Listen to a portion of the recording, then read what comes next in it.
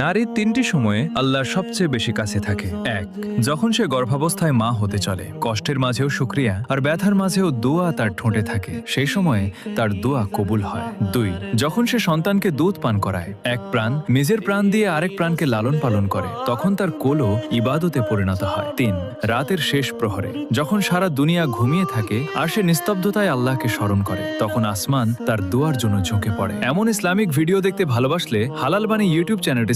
নারীর তিনটি সময়ে আল্লাহর সবচেয়ে বেশি কাছে থাকে।